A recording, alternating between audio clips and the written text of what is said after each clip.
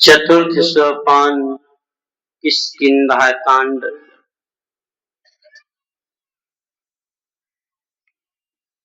जे न मित्र दुख होई दुखारी, तिन्हि बिलखत पातक बारी। जो मित्र के दुख से दुखी नहीं होते, उन्हें देखने से भारी पाप होता है।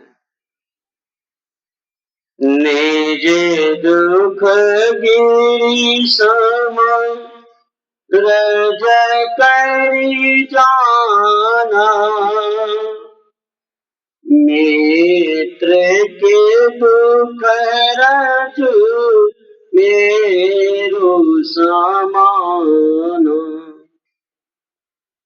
पहाड़ के समान अपने दुख को धूल के बराबर और धूल के समान मित्र के दुख को सुमेरु पर्वत के समान समझे। जीने के सीमति सहज न आई, ए सठ कटहती करत मिताई। जिनको सहज ही ऐसी बुद्धि नहीं आती, वे मूर्ख क्यों हट करके मित्रता करते हैं। कुपंथ निवारी सुपंथ चलावा, गुण प्रगटाई अवगुण ही डरावा। उचित है कि मित्र को बुरे रास्ते से छुड़ाकर अच्छे रास्ते पर चलावे, गुणों को प्रसिद्ध करें और अवगुणों को छिपावे। देत लेत मन सकना धरई, बल अनुमान सदा हित करई। मन में संदेह ना धरे, अपने बल के विचार से सदा हित करे। विपत्ति काल कर सतगुण नेहा, श्रुति कर संत मित्र गुण ये। विपत्ति काल में 100 गुना स्नेह करे। वेदों और संतों ने मित्र के ये गुण कहे हैं। आगे कर मृदु वचन बनाई, पाछे अनहित मन कोटि लाई। जो सामने में मधुर वचन बनाकर कहता हो और मन में कुटिलता रखकर पीछे से अपकार करता हो, जाकर चित अहि गति समबाई, ऐसे को मित्र परिहरे लाई। हे भाई, जिसका चित्त सांप की चाल के समान टेढ़ा है, ऐसे कुमित्र को त्यागने में ही भलाई है।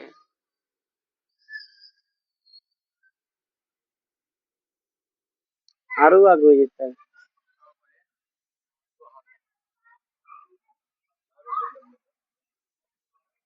जाकर चित आई गति सम भाई, ऐसे कुमित्र परिहरे भलाई। हे मित्र, जिसका चित्त सांप की चाल के समान टेढ़ा है, ऐसे कुमित्र को त्यागने में ही भलाई है। सेवक सठ नृप कृपना कुनारी, कपटी मित्र सुलह समाचारी। मूर्ख सेवक, कृपण राजा, कपटी मित्र और कर्कशा स्त्री, ये चारों शूल दुख कांटे के समान है। राम जी के बल की परीक्षा करके सुग्रीव को विश्वास हो गया कि अब बाली मारा जाएगा। फिर उसे ज्ञान हुआ तो वह राम जी से कहने लगा, सुख संपत्ति परिवार मराई, सब परिहरि करियो सेवकाई।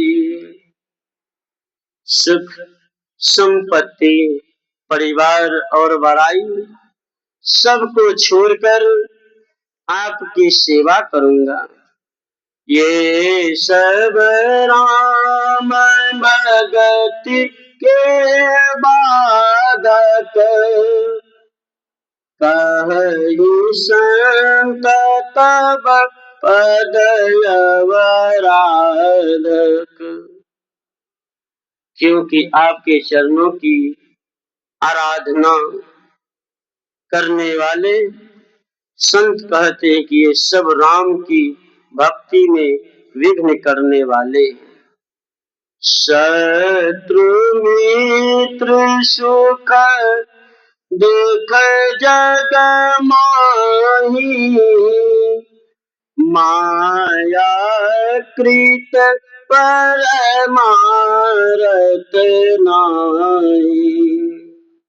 शत्रु मित्र सुख और दुख माया रचित है, परमार्थ स्वरूप नहीं है, अर्थात इनसे मोक्ष नहीं मिलता।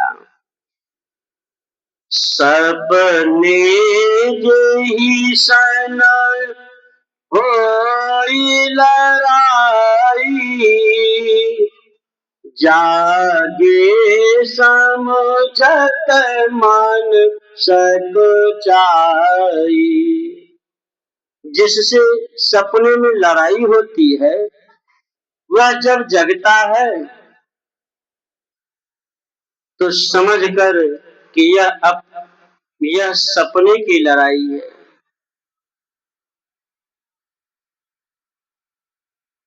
मन में सक्षाता है। सुग्रीव का विरागमय वचन सुन राम जी ने कहा, हे मित्र, तुमने जो कुछ कहा सो सत्य है, परंतु मेरा वचन झूठ नहीं हो सकता। एक दिन राम जी सुग्रीव को संग लेकर गए और बाली को युक्ति से उन्होंने मार दिया। उसकी स्त्री तारा बहुत विलाप करने लगी। राम जी ने उससे कहा, छीते जल पावक गगन समीरा, पंच रचित अति अधम शरीरा। मिट्टी जल, अग्नि, आकाश और वायु, इन्हीं पांचों से यह अत्यंत अधम शरीर बना है।